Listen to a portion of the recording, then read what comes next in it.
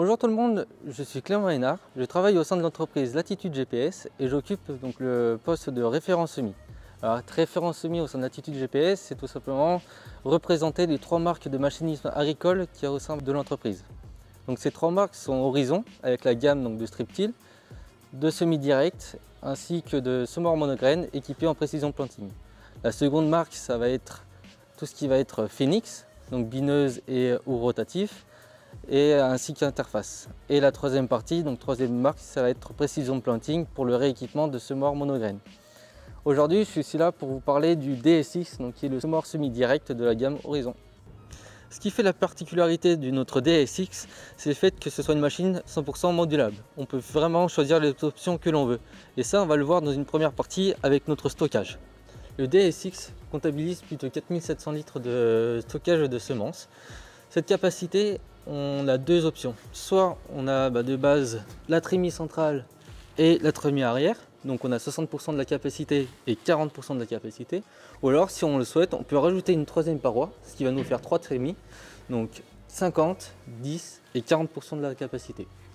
Pour ce qui est de l'option au niveau de la fertilisation sur le DSX, en fait à l'arrière de chaque semoir, on va avoir des pattes de fixation pour ce qui va être des cuves supplémentaires. Pour ces cuves, on va avoir deux choix, ou de l'engrais solide ou de l'engrais liquide. Dans tous les cas, cet engrais sera directement transmis à nos éléments semeurs, donc ça sera directement au sillon. Seconde option, c'est pour l'anti-limace, donc on peut avoir une cuve à l'arrière avec un doseur à ce stockage, et en fait nous allons juste avoir une rampe supplémentaire pour le semis. Sur les DSX, pour la distribution, nous retrouvons 2 rotors, un pour la cuve à l'avant et un pour la cuve à l'arrière.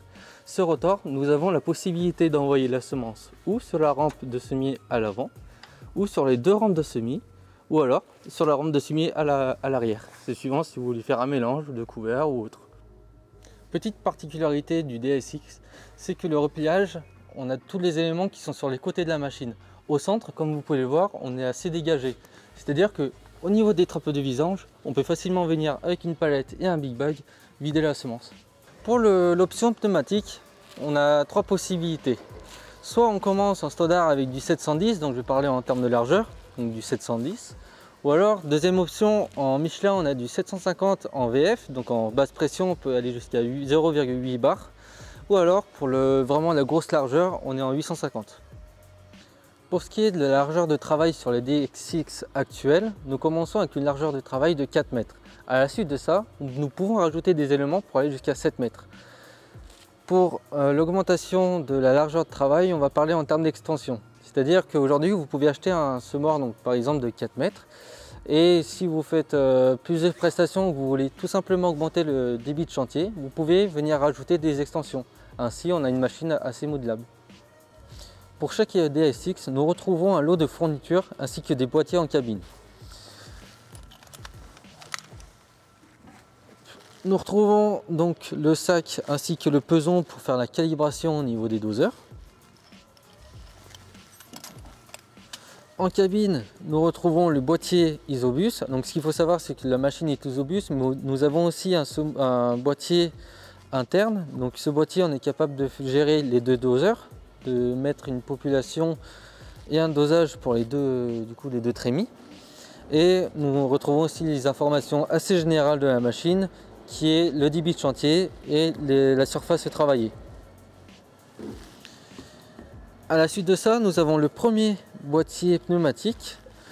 Donc pour tout ce qui est roue de fermeture, donc on vient ouvrir ou fermer suivant la pression que l'on veut mettre à la roue de rappui.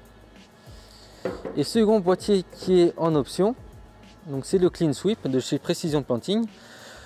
Donc pourquoi Précision Planting? C'est tout simplement que les chasses débris devant les éléments sont des technologies Précision Planting.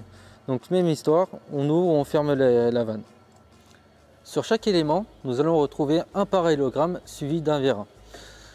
Donc sur les générations 2, donc actuelles sur les DSX, nous avons un débattement de 33 cm. Pour la saison 2024, nous allons avoir les nouvelles générations, donc des générations 3. Ces générations 3 au niveau du parallélogramme va nous offrir 36 cm de débattement. Pour parler donc du vérin, celui-ci va venir gérer la pression au sol. C'est entièrement réglable, donc hydrauliquement. On a le choix ou d'y mettre en position flottant, donc ce qui veut dire que ça va être le poids de l'élément qui va venir faire que celui-ci va rentrer, donc soit 80 kg, ou alors on a possibilité de mettre jusqu'à 300 kg de pression. Le chasse-débris donc sur le DSX, comme je disais tout à l'heure, c'est une technologie précision planting, c'est le clean sweep. Celui-ci a la particularité d'être optionnel et surtout de pouvoir être rééquipé sur la machine. Si vous voulez par exemple partir sur un DSX sans chasse-débris et qu'après vous faites ou sur du maïs ou que vous ramassez plus la paille, nous pouvons rajouter donc, et le boîtier et le chasse-débris. Le point fort de notre élément semeur, ça va être au niveau du disque, puisque celui-ci, comparé à la concurrence, il va être beaucoup moins agressif. En effet, on parle sur l'axe horizontal de 10 degrés d'inclinaison et sur l'axe vertical de 8 degrés.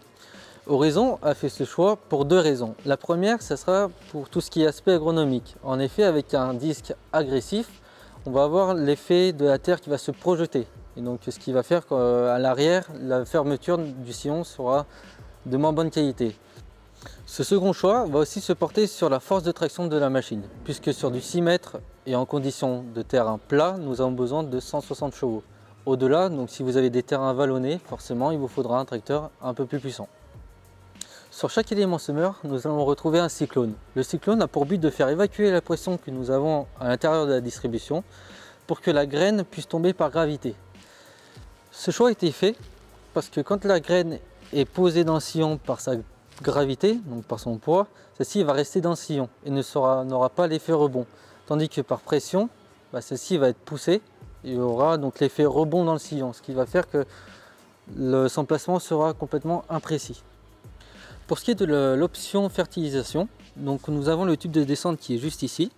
Donc on voit que c'est vraiment à l'ouverture du sillon qui sera déposé. Donc ce tube servira à l'engrais liquide. Pour ce qui est du réglage de la profondeur de semis des éléments semeurs, sur chaque élément nous allons retrouver une réglette mécanique. Donc en fait, si vous voulez, sur chaque cran, vous allez augmenter ou descendre de 5 mm. Sachant que des tests ont été réalisés et nous avons une précision de 98% au travail. Dernier élément de notre élément semeur, ça va être pour tout ce qui est de la fermeture du sillon.